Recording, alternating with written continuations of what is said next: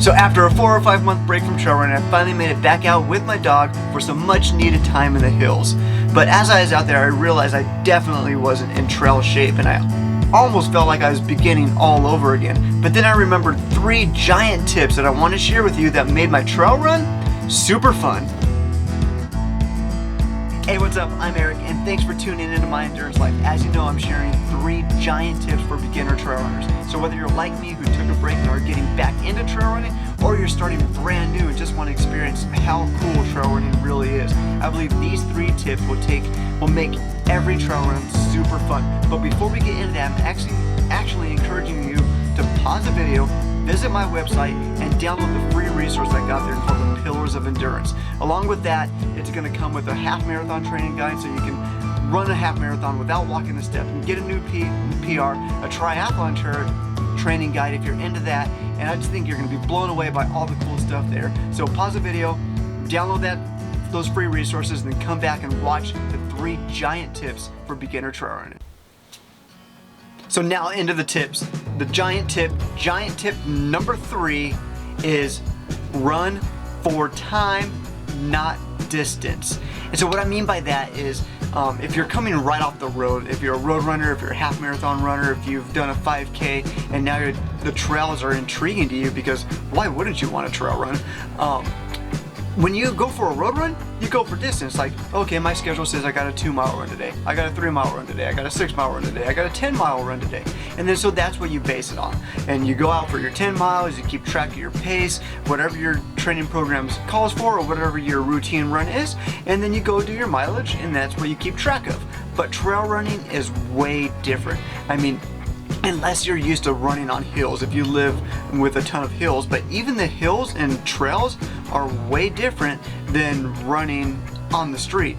And they just seem to last longer and beat your legs up more. So if you just set a time goal instead of a mileage goal, you're gonna be way more happy with your run and the way you end your run. Just because if you're not training for anything, if you're not training for a 50K or an ultra or anything like that, the mileage really doesn't matter. You're just going out there for the experience, for having fun, for getting your heart rate up, and just experiencing something new. So because a 6-mile trail run compared to a 6-mile road run, it's gonna be way different. The elevation changes, just the terrain you're on, if it's technical, if there's rocks, if there's roots, if there's mud, if there's anything like that, then you have to take that into account, that your pace is gonna be a lot slower than an actual road run. And so if you can run 6 miles on the road in about an hour, it's a 10-minute pace, really respectable, really easy to do, then if you go out for a 6-mile trail run and it takes you an hour and a half, you might be thinking like, man, like, one, I wasn't expecting to be out here this long, and you'll be hurrying to get back, which is going to make you even more tired and more not eager to get back into the trails. So if you just say, hey, I'm going to go run for an hour in the trails, you run for half an hour out, half an hour back, you'd be blown away. Super excited to get back out there and get running again in the trails. So with that being said, let's get into tip number 2.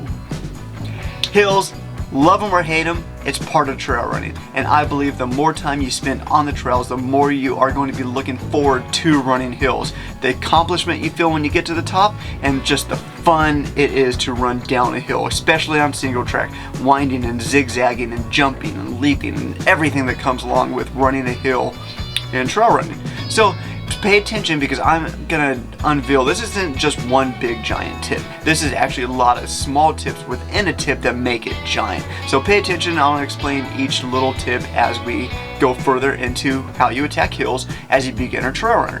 1, gradual inclines and declines. You can use especially if it's on a fire road or not too technical of a single track. If you're on single track, you can run these exactly the same as road running, because within road running we come upon hills and we run up and we come down. The only difference is road hills aren't as steep as some of the trail hills, because they're made for cars and they're made for people. They're on sidewalks and stuff like that. So you can just run these regular, just your regular tempo within comfort, elbows back, and the whole thing that goes along with running hills, cadence, short and stride, and all that goes with road running. You can apply to a gradual hill and trail running. But what do you do on steep hills? How do you attack them? Do you just get to the top as quick as you can so you can get it over with? Do you walk the whole thing, or do you avoid it? Well, here's what works for me, and I believe these tips will work for you. When you're first starting out, and especially if you're going to be running the same trail over and over again, just start a quarter of the way up and then start hiking. If it's not too steep, you can make it halfway, just go there.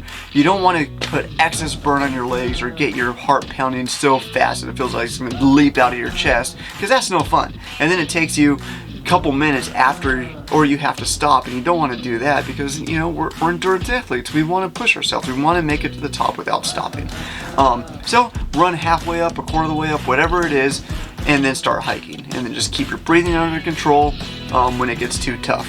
So when you are coming up on these steeper hills, how do you keep your same pace? No, by all means, slow down, shorten up your stride, and just understand, my goal is not to keep my pace on this hill. My goal is to get to the top.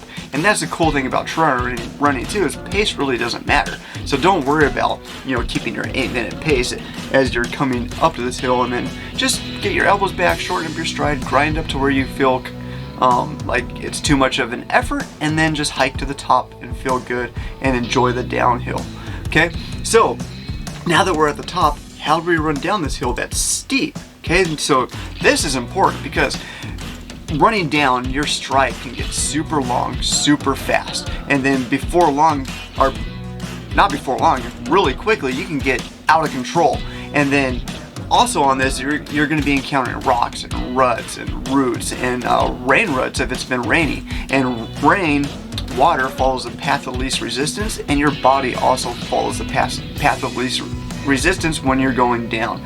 So the way that water went, and it oftentimes goes off the trail, if you're out of control, you're going to go off the trail too, be running and falling and scraping yourself up and looking back up like, what just happened?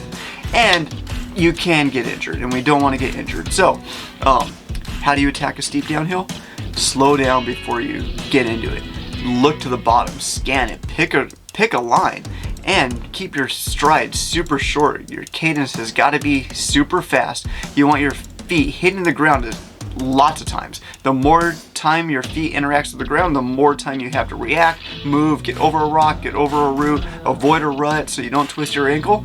And so that's my biggest tip for running down steep downhills. Shorten up your stride, keep your cadence as fast as you can so you're like all the way down the hill, especially if it's steep.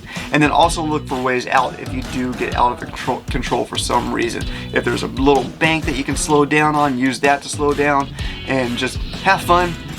Run loose. You know, you don't want to be super stiff, super rigid, so you roll an ankle, buckle a knee, or anything like that. Just flow with it. Feel the flow and get to the bottom, look up and just smile and say, man, that was fun. Okay? And then so my last and final tip that's going into this is actually part of tip number 1. All right, tip number 1. And this is the whole reason why I fell in love with trail running and why I believe you are going to fall in love with trail running. It's fun. Just have fun. The best way to have fun is to walk. So that's the tip inside the tip is walk. If you watch any ultra marathon, a 50 mile or a 100 mile or a 50K, even just a trail half marathon, there are points within that race, within that trail run, where people walk.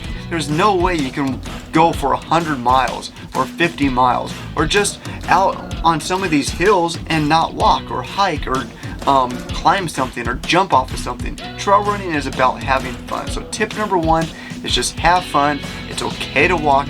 Take the pressure off and enjoy being outside. Enjoy being away from the cars. Enjoy being with a group of, you can bring your dog and not have to worry about your dog, you know, getting in the way of cars or bikes or anything like that. Get out there, just have a blast, run with a smile, walk with a smile, keep your eyes up, keep your feet loose, and just enjoy it. So tip number 1 is have fun. Don't care about your pace, don't care about your finish. And if you enjoyed this video, I think you'll enjoy this video.